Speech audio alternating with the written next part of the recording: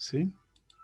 Entonces, el día de hoy tenemos que avanzar un poquito más, porque como vieron, ya estamos en problemas de valor frontera, así es que tenemos que apurarnos. Ya hicimos esto, el modelo de Lotka-Volterra, no nos salió tan bonito. También vimos un problema de mezclas químicas, pero sin embargo esto no es de sistemas. Lo que vamos a hacer para ver sistemas es lo siguiente. Vamos a recordar un poquito de reactores 2, incluso de 2.8, de reactores 1, con reacciones en simultáneo. En este caso vamos a considerar todas reacciones de primer orden y que tenemos las constantes. ¿Quién no se acuerda de reactores? A ver, porque si no nos acordamos vamos a morir. Tenemos que hacer el balance, tenemos que determinar las concentraciones de todas las especies químicas y vamos a determinar también el comportamiento del sistema. ¿Sí? A ver, ¿quién nos va a explicar cómo es que se tendría que hacer esto? A ver, Morochi, ¿se acuerda de reactores? No, tenemos más voluntarios que entró. Karen.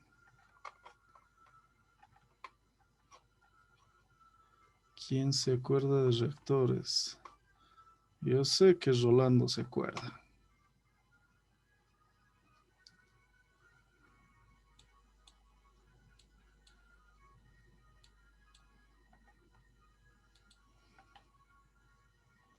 Bueno, entonces lo que vamos a hacer acá el día de hoy es, no solo vamos a hacer un ejercicio, vamos a hacer 3 ejercicios. Y van a ser relativamente cortos porque ya vamos a cambiar un poco la hermenéutica del trabajo y vamos a dejar tarea el día de mañana.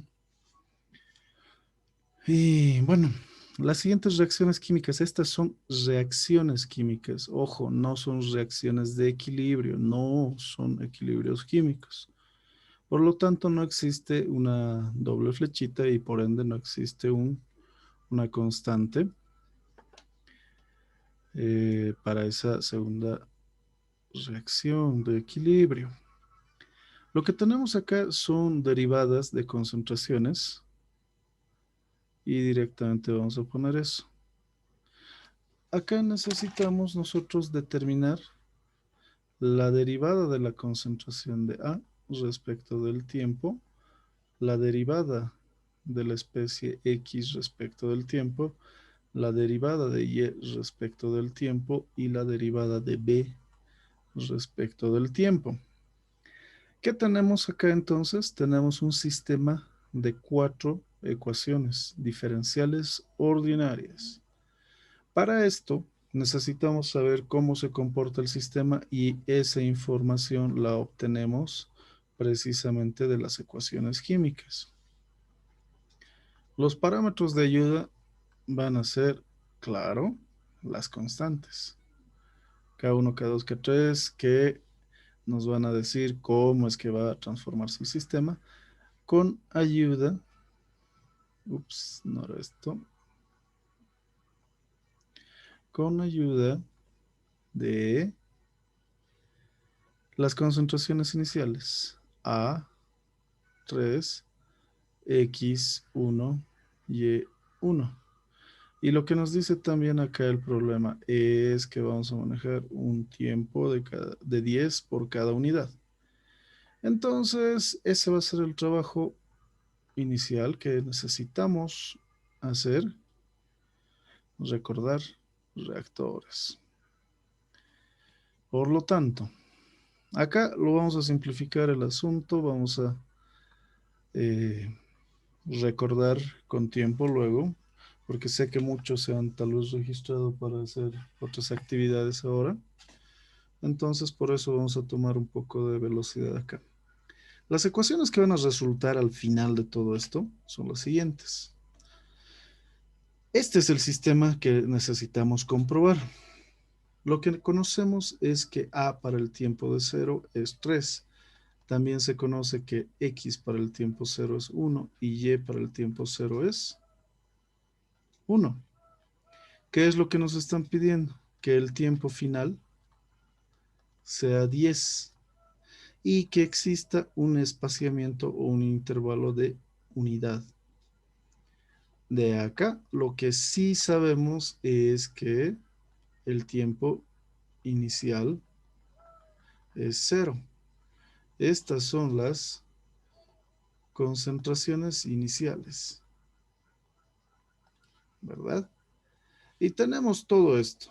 Así es que no se nos va a hacer difícil el que podamos comprobarlo. Entonces, lo que vamos a hacer es pasarnos directamente, y yo ya elaboré el programa hace unos minutos. ¿Por qué? Porque sabemos que nos demoramos demasiado en la codificación. Entonces, para no hacerlo largo, yo elaboré esto que son las reacciones químicas como un sistema con Runge-Kutta2. ¿Sí? ¿Qué es lo que tenemos? Nuevamente en consideración, 4 ecuaciones diferenciales ordinarias. Si tenemos 4, ¿cuántos valores iniciales necesito? 3. Además de los límites de la variable independiente, el espaciamiento o la cantidad de subintervalos que se deben emplear. Por lo tanto, ya tengo todo. Ahora, vamos a explicar cómo vamos a meter esto. Este es un sistema relativamente simple. Tenemos que estudiar su comportamiento. ¿Por qué? Van a existir sistemas más feos, más bonitos, de todo, pero veamos qué resulta. Ahora, vámonos al MATLAB. En MATLAB, en primera instancia, vamos a ver que las ecuaciones se las tiene que ingresar de esta manera. ¿Sí? Primero, todas estas ecuaciones son derivadas. Eso es lo que tienen que recordar, por favor, que si ustedes no recuerdan que la primera ecuación es la derivada de la concentración de A respecto del tiempo y expresa que la constante 1 multiplicada por la concentración en ese tiempo multiplicada por la otra concentración de A y de X respectivamente, no vamos a poder hacerlo. Ahora, esta derivada yo la estoy almacenando acá con un nombre bien peculiar que dice RA. Me estoy refiriendo a la velocidad de cambio de la concentración de A respecto al tiempo. Pero, el gran pero es por qué tiene tantos parámetros. Miren, tiene T, tiene A, tiene X, tiene Y y tiene B. El asunto es que esta velocidad puede depender del tiempo o no. T es la variable independiente. A, X, Y, B, que son las especies químicas, las concentraciones más que nada, eh, son las que dependen del tiempo. Pero como vemos, todas estas ecuaciones no tienen el término temporal. Por lo tanto, bueno, pues por formalidad y para no olvidarnos, vamos a escribirlo completo. ¿Sí? Si nos olvidamos, podemos cometer errores. Si cometemos errores, ya no queremos cometer errores. Y se notan, miren que estas están bien marcadas. ¿Por qué? Porque precisamente no son usadas. Solo tenemos A y X en uso. No es un error. Por lo tanto, si yo quiero una derivada de la concentración de la especie química X, en este caso nos dice que es K1 multiplicado por A multiplicado por X menos K2 multiplicado por la concentración de X por la concentración de Y. Todo esto lo vamos a representar acá, en esta función que tiene un nombre que es Rx. Lo estamos asociando más que nada con cada una de las especies químicas, su letra para definir la concentración. ¿Sí? ¿Qué más? ¿Qué más tiene de peculiar esto. Igualmente, tiene término de tiempo, concentración de A, concentración de X, concentración de Y y concentración de B, donde la concentración de B y el tiempo no se usan, pero tienen que escribirse en el orden adecuado. Es preferible mantener un mismo orden para todos, ¿sí? Porque miren, ¿qué orden estamos manteniendo? Este orden. Y si yo altero este orden, puede que me equivoque. No está mal, cada quien puede tener su propio orden. No es obligatorio que todos manejen el mismo orden, pero cada quien mantenga su propio orden y reconozca todo lo que está haciendo para no complicarse a sí mismo. ¿Sí? Ok. ¿Qué más? Entonces yo tengo que representar las demás derivadas, como es el caso de la derivada de y respecto de t y la derivada de b respecto de t, cosa que están acá y corresponden a las ecuaciones que vimos en la diapositiva. Las condiciones iniciales están acá. Todas estas son las condiciones iniciales. Ah, bueno. ¿Y cómo sé que son las condiciones iniciales? Es la cantidad que nos han indicado de principio. ¿Y qué son estas otras que están acá? K1, K2, K3. Ah, son las constantes para cada una de las reacciones. Así es que, mucho cuidado. Ojo que no es equilibrio químico, son reacciones. ¿Sí? ¿Qué más? Bueno, y estamos siguiendo el modelo establecido. Así es que luego repasaremos con más calma todo lo demás. ¿Qué vamos a hacer acá? En primer lugar, vamos a quitar todas las marcas y nos vamos a ir a que necesitamos establecer el método runge-q2. Yo quiero que esté resuelto por runge-q2, pero para eso tengo que recordar cómo se hacía runge-q2. Runge-q2 se ejecuta de esta manera.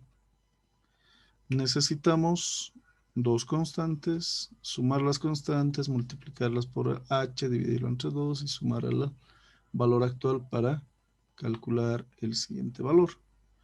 En un sistema necesito tantas constantes. Aquí necesito dos constantes para una ecuación. Si tengo 4, necesitaré 8. Entonces va a ser un trabajo medio que muy moroso. Y eso que no es runge Q4. Vamos a hacer luego de runge Q4. Ya lo tengo bien bonito ahí elaborado para que podamos verlo. ¿Sí? Entonces, el problema, uno de los problemas, es que yo debo asociar cada tipo de constante a cada función, porque la reacción o la función que corresponde a la reacción o a la conformación, a la tasa de cambio de concentración de la especie química A, tiene su propia reacción, es RA, es su función. RB, Rx, Ry, cada uno tiene lo suyo y tiene que tener su propio set conjunto de constantes y tiene que tener su propia línea de cálculo. Y eso es lo que vamos a ver ahora. Ups, ejecuta 2. Nos vamos a ir al programa porque ya está, ya lo elaboré para que ustedes lo puedan ver. No vamos a perder toda la clase haciendo este. En otra ocasión vamos a desarrollar de cero para otro problema que vamos a hacer el análisis desde cero. ¿Sí? Entonces, en primer lugar, todo esto solamente corresponde a la definición ¿de qué? De funciones. Esto es la definición de funciones. Solo es eso. Sacan las ecuaciones diferenciales, las ecuaciones de gobierno para el fenómeno, como se le dice, y las plasman directamente, asegurándose de mantener un orden apropiado y tener siempre la forma de distinguir cada una de estas. ¿Para qué sirve?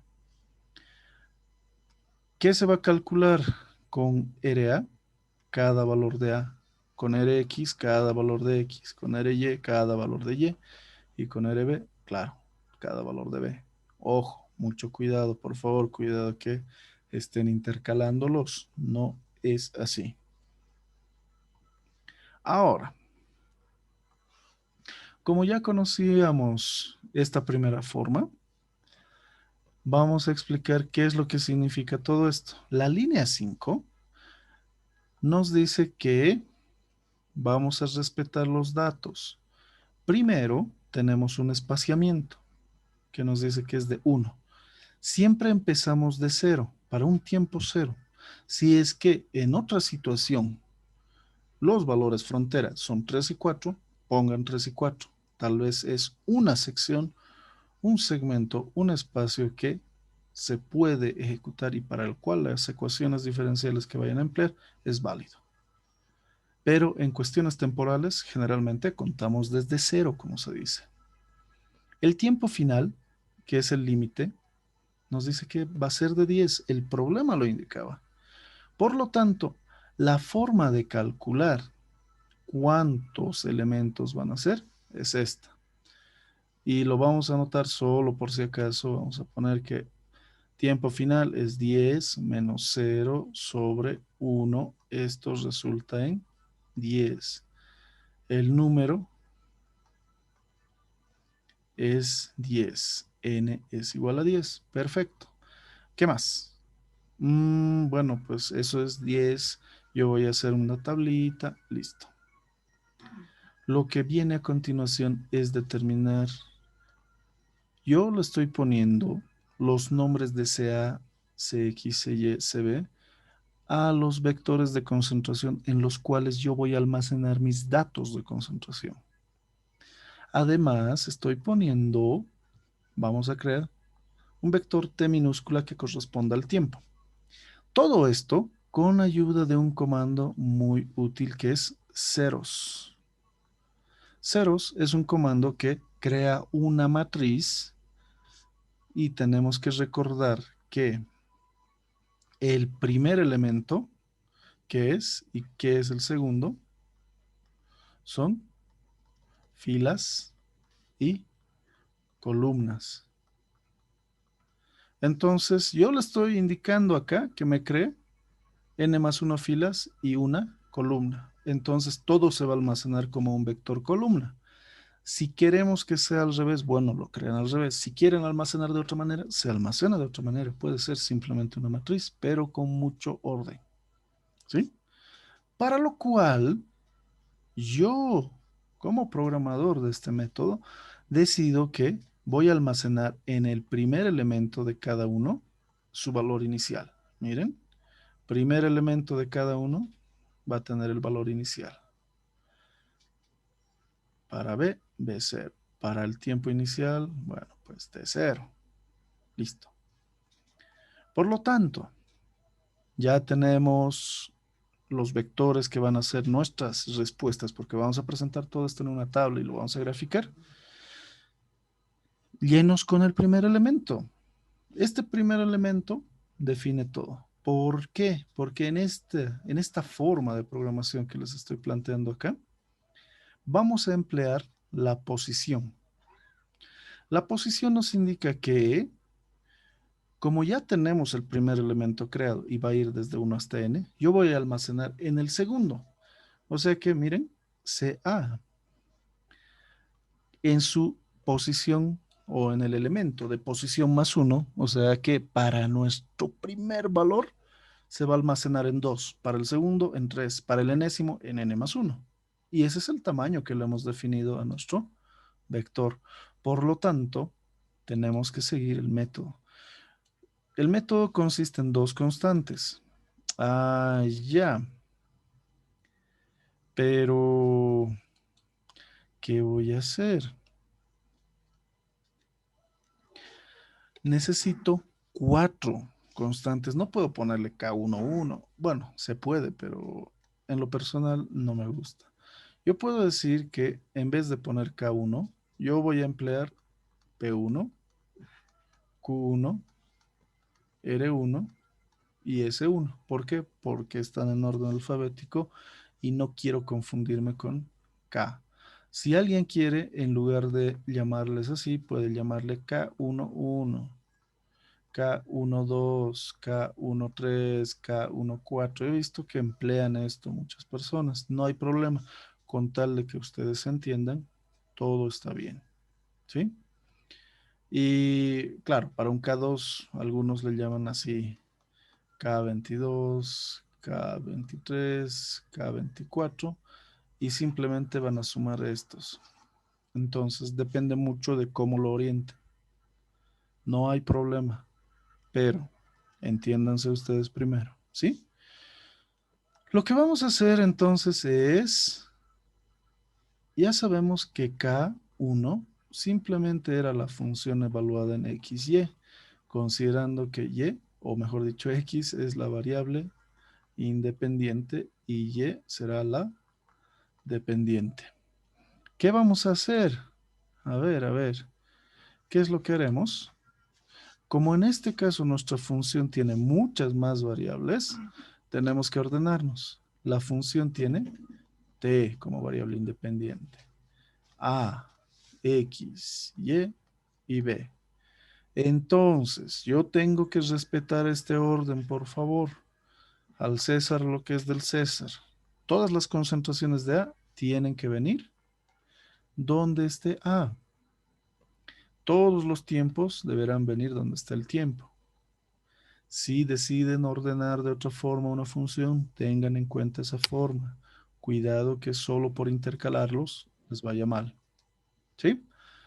Ok, entonces lo que tenemos acá es que para P1 yo voy a usar RA, pero para P2 yo voy a usar A. Ah, bueno, estamos estableciendo la relación entre funciones y constantes. Cada una de estas la voy a representar con un color, ¿sí? Para que se note cómo es que están operándose, cómo se relacionan las funciones con las constantes. ¿Por qué? Porque es necesario que tengan un buen orden, ¿sí? Y además de eso, nos dimos un poco de trabajo como para ordenar, miren, primera variable, todos tiempos. Segunda, todas concentraciones. Tercera, todas concentraciones de X, concentraciones de y concentraciones de B. Todo está ordenado, ¿por qué? Porque así vamos a poder entendernos mejor. Ahora, la segunda constante, K2, se calcula como la función con X más H, coma, Y más H por K1. Pero como tenemos tantas funciones, lo que deben recordar, por favor, es que esto es la variable independiente. ¿Sí? Es la variable independiente. A la variable independiente simplemente se le suma h, el tamaño del paso, el tamaño del subintervalo, el ancho del intervalo. Pero cuando tenemos las variables dependientes, como es el caso de y, que es dependiente, ¿qué vamos a hacer? Sumarle su propia constante. O sea que K1 tiene que sumarlo. ¿Por qué? Porque estamos empleando K2. Cuando empleemos Qs, para Q2 tengo que emplear Q1. ¿En qué? En la posición que le corresponde a Q. Vamos a marcarlo de este color. Por ejemplo, aquí estábamos hablando de Q. Este Q va a emplear a este Q. ¿Sí? En la posición que X. Y casualmente también maneja X porque es Rx.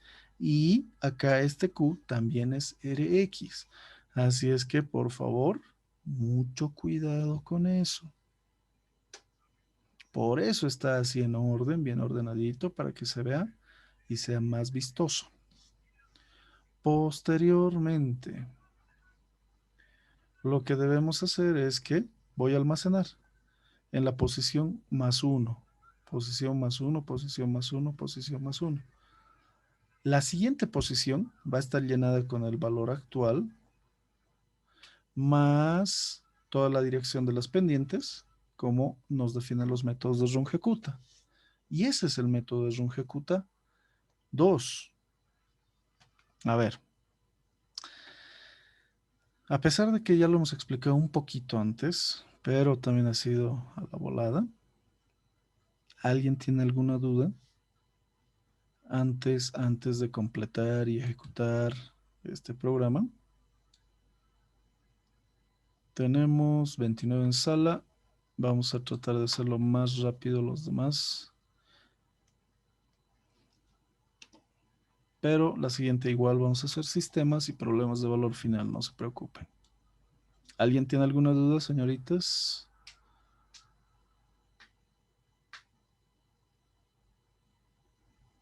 Parece que no.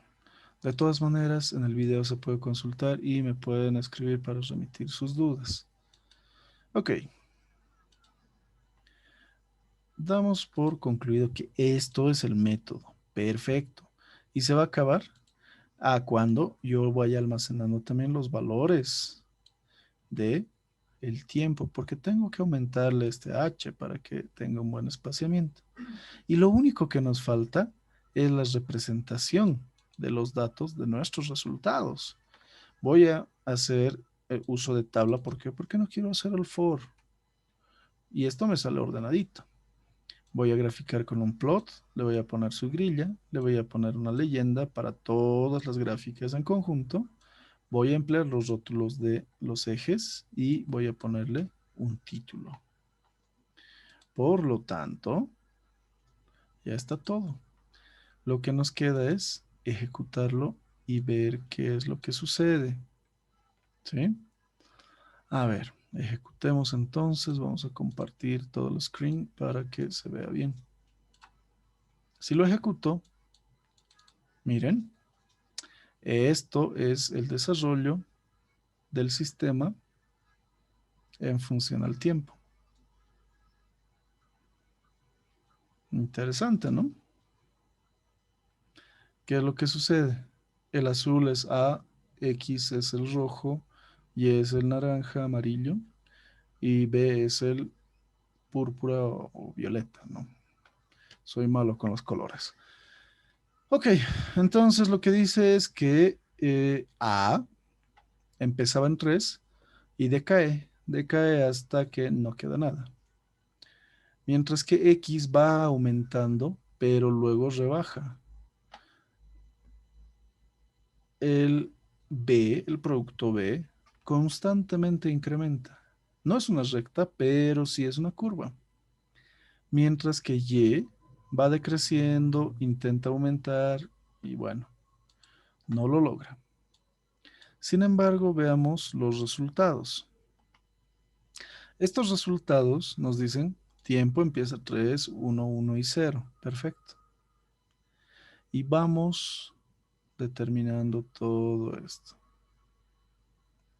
Miren que ese es el comportamiento del sistema. Ahora, ¿para qué nos sirve todo esto? Para básicamente modificar, hacer un análisis de sensibilidad. ¿Qué tal si mi tiempo final no es 10, sino es 20? Yo lo ejecuto, listo. Miren, así transcurre, se ve más bonito. Un poco cuadrado en algunos lugares, pero se nota bien. Ya, y miren cómo oscila. Y baja, intenta subir y vuelve a bajar.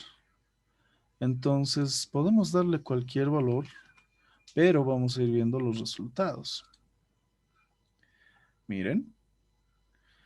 ¿Qué podemos decir de esta gráfica? Alguien, por favor, que me diga qué de interesante tiene esta gráfica.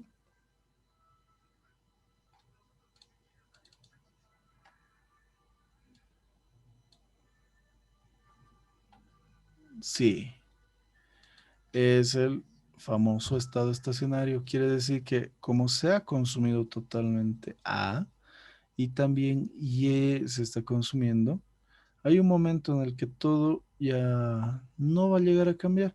Entonces, una de las cuestiones en los exámenes suele ser determinar el tiempo para llegar al estado estacionario, es decir, que cuando ya estemos llegando a estos valores asintóticos.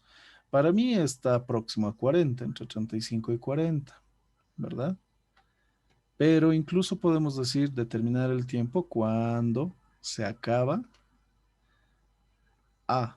Y veamos los resultados, miren. A ya tiene unos valores muy pequeños a partir del 20, muy pequeños, muy. Y llegando a 50 es casi nada, 1.3 por 10 a la menos 8.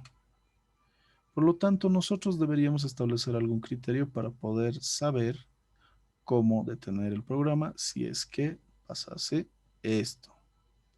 En cuyo caso, vamos a ver la siguiente clase, cómo establecer un criterio abierto, porque esto está bien definido por el número de pasos. A ver, ¿y qué tal si les rebajo un poco, digamos hasta 25? Ah, no, hasta 35, 40 dijimos que era el estado estacionario, hasta 40 y yo le bajo a 0,5 el tamaño de H. Lo que va a pasar es esto. Miren, las curvas se ven más suaves, solo con reducir el tamaño del paso. Por lo tanto, mientras más reduzcan va a ser mejor, pero van a existir eventualidades, algunos inconvenientes numéricos cuando se reduzca demasiado el valor de H. ¿Sí? Y sí, estamos más o menos a esa cantidad. Miren que ya llega a ser muy poco. ¿Qué les parece? ¿Alguien tiene alguna consulta, alguna duda, alguna pregunta?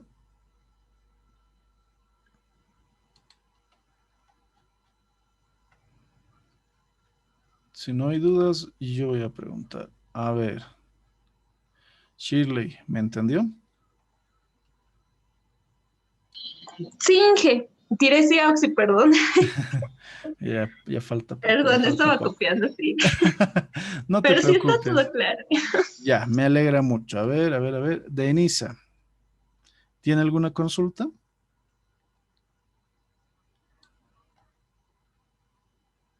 Neida, ¿alguna pregunta? ¿Le quedó claro? ¿Quién más? A ver. Ok, muy bien. Quisiera saber un poquito más esto que vuelva a explicar de la posición, por favor. Ok, no hay ningún problema. El asunto de la posición. Primero, nosotros estamos definiendo que vamos a tener un conjunto de datos de tiempo que va desde 0 hasta 10 y estos van a estar espaciados por la unidad. Entonces vamos a tener un conjunto de 11 elementos. Nosotros queremos hacer todo el trabajo para estos elementos. No quiero que se detenga la mitad ni nada. Por lo tanto, la primera tarea es determinar ya sea el tamaño de H o la cantidad de subintervalos. Determinamos uno de los dos y mediante la formulita que ya conocemos, que es esta, vamos a determinar el otro. Si tengo H, calculo N, y si tengo N, calculo H.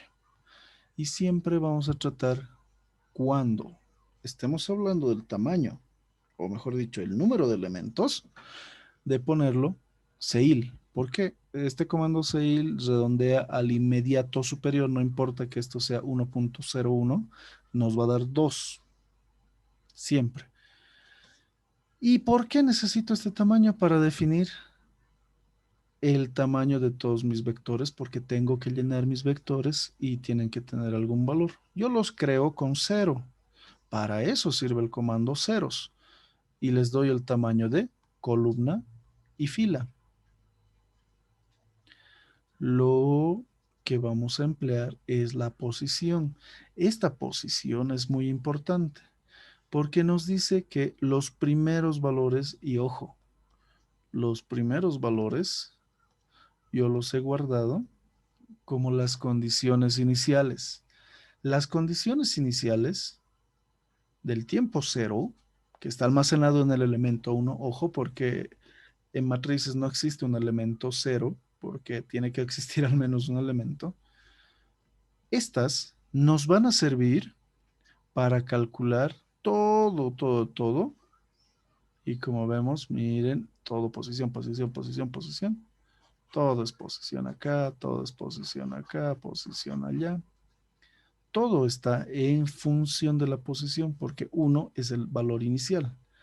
Y luego recién digo, ok, todo lo que he calculado me sirve para almacenarlo en el siguiente. O sea que cuando posición esté en uno, yo voy a guardar en 2. Cuando posición esté en 2, yo voy a guardar en 3. Cuando posición esté en n, yo voy a guardar en n más 1. Automáticamente se va a escalar esto. Por eso es que podíamos cambiar h. H05. Bueno, se van a duplicar. ¿Por qué? Porque tiene que ser cada 0,5. Ese es el detalle de la posición. Es esta la forma que para empezar les estoy ofreciendo y luego vamos a ver con el ciclo mientras la siguiente clase para que veamos el contraste de cómo podemos detenerlo y qué pasa si es que necesito en efecto detenerlo. Entonces, la posición nos sirve solamente para los cálculos. Recordemos que el siguiente valor de y, que se escribe y sub 1, se calcula a partir de y sub i, más, en el caso de rungecuta 2, h medios, k1 más k2. ¿Sí? Las posiciones están bien referidas a todo esto. Por eso es que usamos posiciones, para ordenarnos un poquito mejor con respecto a lo que vamos a calcular. ¿Sí? Para eso es. Y también lo vamos a explicar de nuevo la siguiente semana si es necesario, no hay problema, pero tratemos de asimilarlo un poquito más rápido por esta ocasión. A ver, ¿alguien tiene alguna otra consulta? Por favor, díganme.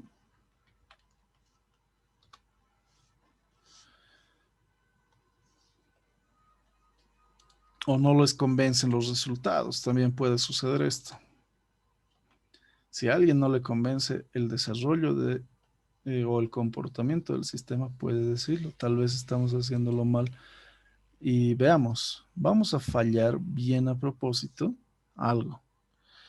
¿Qué puedo fallar? Voy a quitarle este signo en la función que representa a la reacción primera para la especie química A. Voy a quitarle este negativo y vamos a ver qué sucede. Veamos qué pasará. ¿Qué ha pasado? Ha crecido indefinidamente. Quiere decir que según esa función, la concentración de A aumenta y sigue aumentando. Cosa que no es verdad, tiene que consumirse. ¿Y qué podemos hacer?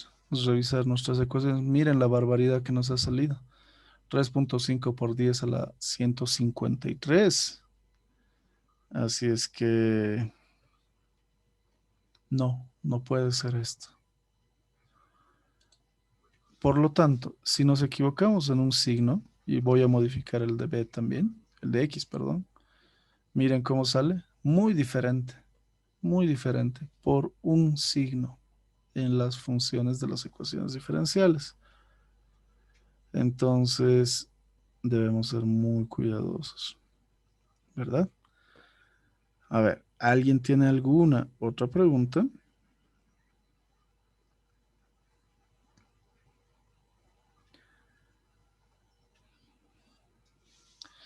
Bueno, Entonces veamos otro tipo de problema. Este lo vamos a recapitular después, la siguiente semana también. Otro problema que quiero ver. Nos vamos a ir, a ver, veamos el chat. No hay problema. El video va a estar colgado también, no se preocupen. Y más que copiar el programa es entender el razonamiento. No hay problema, pero lo que yo quiero hacer es esto. ¿A alguien se le hace conocido? ¿Qué es eso?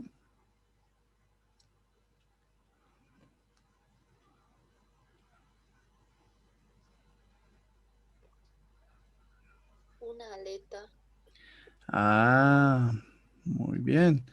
Pero es más reconocible porque también se nos ha mostrado esto por parte del ingeniero Zamorano, ¿verdad?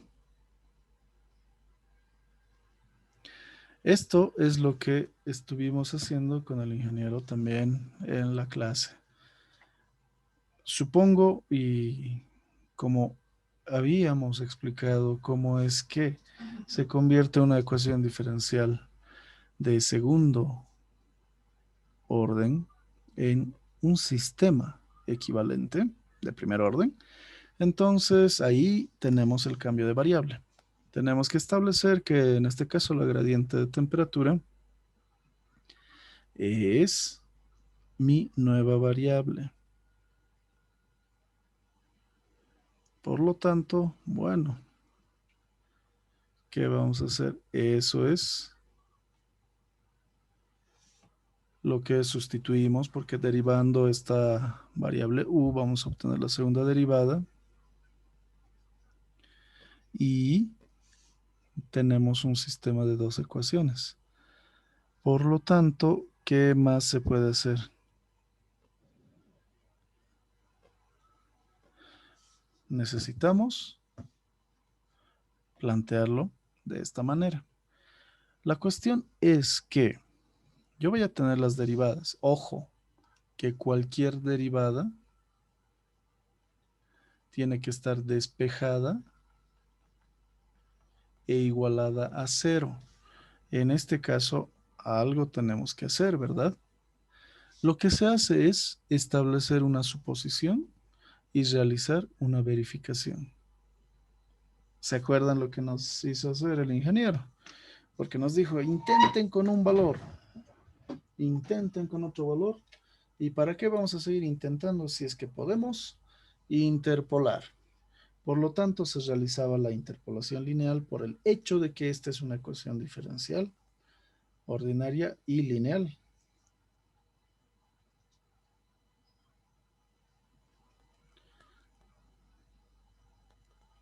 Entonces, eso es lo que debemos hacer.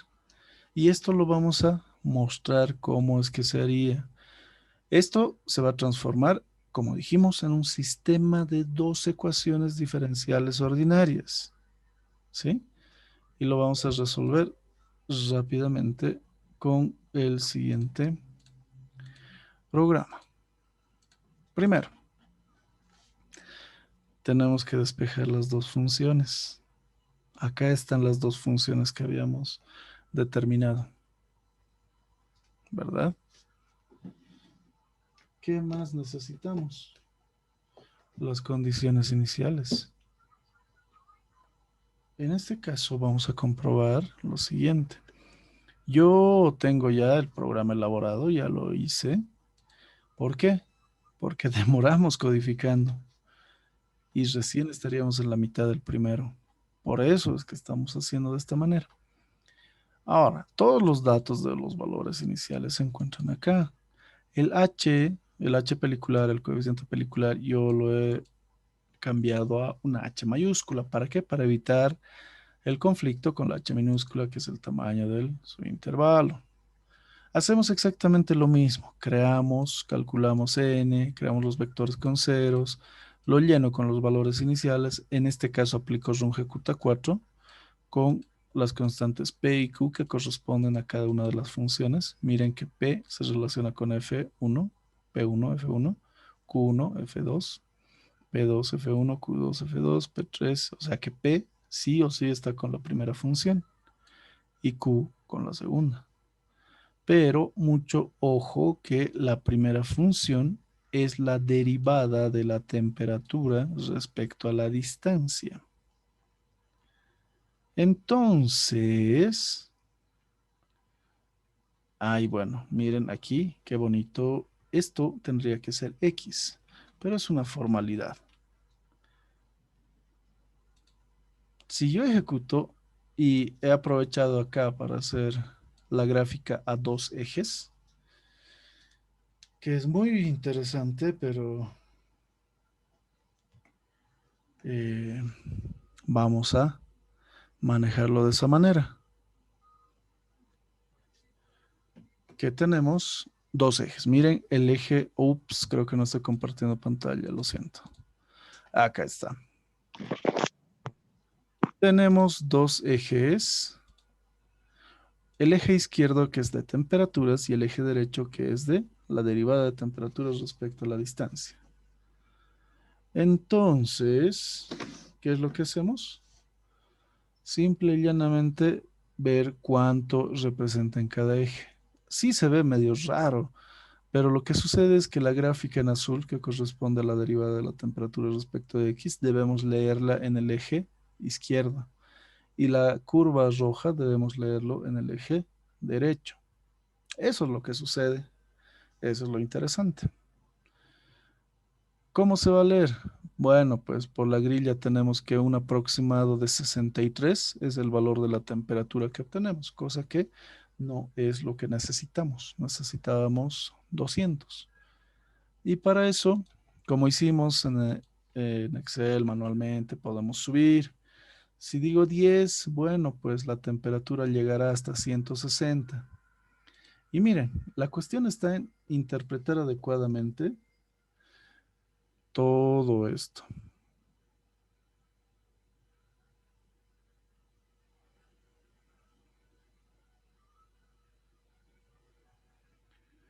Tenemos que tomar en cuenta todo esto. Entonces, a la derecha leemos 17 y a la izquierda miren que es poco más de 160. Quiere decir que nos falta todavía un poquito. Y bueno, pues, ¿qué vamos a hacer?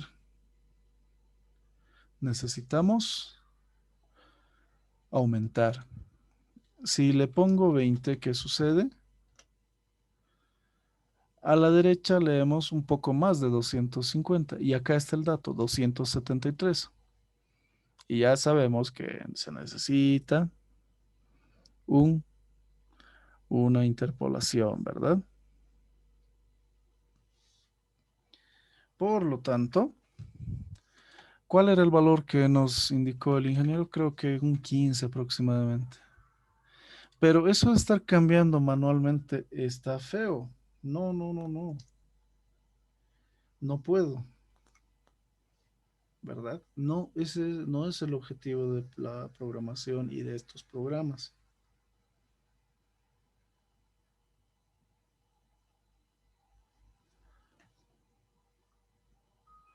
Por lo tanto, lo que vamos a hacer, exacto, más o menos será 1405. Si yo tengo 1405, ojo, ese 1405 servía para Euler, no para esto. Y con ese 1405 medio que no llega, miren, 207. Bueno, entonces, ¿qué voy a hacer? Tengo que buscar otro. Y la forma no es buscar a manito, porque puedo subirle ya 14,55. Me sale 212. Es mucho, le bajaré. ¿Qué tal si 13,95? 206, le bajo más. No, el objetivo no es ese, sino que el objetivo es que nosotros tengamos un programa que pueda hacer lo siguiente. Miren, ejecutarlo y que nos dé cómo se dan estos intentos. La derivada de la temperatura, intento número 1 es el azul. Acá está. Tenemos intento 1 para cada uno, intento 2 y la interpolación, además del U supuesto y la temperatura final. La idea es lograr esto, no estar adivinando. Así es que debemos hacer todo eso. Y este programa, que es por interpolación lineal simple, está ya desarrollado, cosa que nos muestra los 3 intentos para un valor de, si no me equivoco, 10, 20 y las respuestas. Por ejemplo, acá está U10, su temperatura de 161, U20 y su temperatura de 273. Y si yo empleo la gradiente de 21, eso está mal puesto, ojo. Ahorita lo voy a corregir porque no tendría que ser 21, tendría que decirme 13. Este 13 es la respuesta porque exactamente me da 200. Voy a corregir eso porque acá tendría que ser U1. Nuevamente, y acá está la respuesta correcta. ¿Sí? Entonces, ¿cómo se ha desarrollado este programita? Lo que hicimos es manejar un ciclo de intentos. En este ciclo de intentos, yo estoy empleando la variable switch. ¿Por qué? Porque es básicamente como un if. Y debemos decir que para un primer intento yo voy a tomar la primera variable, el primer valor. Para un segundo intento yo puedo tomar el segundo. Y para otros casos, que solamente nos quedaría un tercer intento, tenemos la fórmula de la interpolación. Eso siempre en una declaratoria, solo una. Luego vamos a tener la temperatura, lo que hemos hecho siempre, lo que hemos hecho antes. Acá está, con Runge Q4 aplicado a un sistema de 2 ecuaciones para una temperatura y para una variable U, que es la gradiente. Y luego vamos a ver cómo calcular o qué vamos a hacer con cada uno de estos intentos. Cuando culmina todo y ya se calculan los vectores T, U y X, yo voy a decir que la temperatura calculada 1 del intento 1 es la temperatura final y que cuando culmine y sea el intento 2, se va a almacenar en temperatura calculada 2, que en ese caso, como se ha limpiado el vector, a pesar de que ya se ha mostrado, se muestra el valor final para poder hacer la comparación. Y si es que es el tercer intento, bueno, vamos a mostrar simplemente el valor de la gradiente que hemos empleado. Podríamos poner también U0, pero bueno, preferiría ponerle el primer elemento del vector U. Y lo que corresponde es realizar las gráficas, mostrar cada tabla en cada intento, realizar la graficación y finalmente escribir todo. ¿Sí? Está un poco largo, está un poco apresurada la explicación, pero espero la siguiente semana podamos explicarlo con más detalle. Ahora yo sé que no han ingresado muchos debido a que tenemos una actividad en la carrera. Y bueno, supongo que por eso es la falta de asistencia y tampoco queremos perjudicarlos mucho. Por lo tanto, vamos a detenernos acá por esta ocasión y la siguiente semana vamos a volver a hacer un ejemplo de problemas de valor frontera, pero, esta vez desde el análisis y desde cero. En este caso, el programa se ha hecho 20 minutos antes de la clase. ¿Por qué? Porque se puede hacerlo, no es grave. Sin embargo, yo quiero que ustedes sepan cómo deben de calcular para cada caso y que no es obra del Espíritu Santo. ¿Sí? Espero que estén participando del evento que tenemos en la carrera. Así es que por favor, les pediría que por esta sesión lo suspendamos hasta acá. Sin embargo, el video va a estar disponible en la plataforma de video YouTube a la brevedad posible. Así es que para cualquier duda y visualizar de forma completa también el código, pueden entrar a la lista de reproducción que ya tenemos creada. ¿Alguien tiene alguna consulta? Sí sé que es un poco muy apresurado, pero bueno, solo va a ser el día de hoy, ¿no? Y nuevamente mis disculpas. ¿Alguien tiene alguna consulta? Claudia, Yvette, Carol, Jocelyn.